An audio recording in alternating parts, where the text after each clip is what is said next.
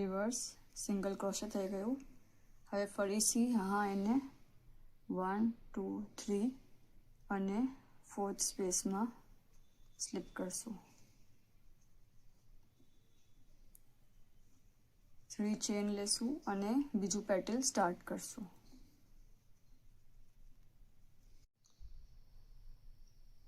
अपना बीजा पेटलना 12 double crochet થઈ ગયા છે। હવે આપણે આને અટેચ કરશું ફર્સ્ટ પેટલમાં। આ જે પેટલ છે यहाँ આપણે આને અટેચ કરશું, સ્લિપ સ્ટિચ કરશું।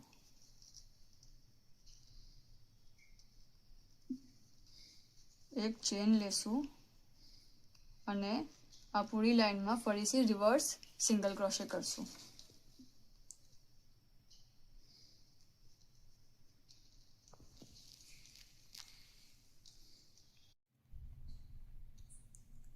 ફરીથી आपने ये रिवर्स सिंगल क्रोशे કરી લીધું પછી 1 2 3 અને 4th ચેનમાં સ્લિપ કરશું અને થર્ડ પેટલ સ્ટાર્ટ કરશું અને આમ જ આપણે થર્ડ અને ફોર્થ પેટલ કમ્પ્લીટ કરશું સેમ વે જેમ આપણે ફર્સ્ટ ટુ પેટલ્સ કર્યા।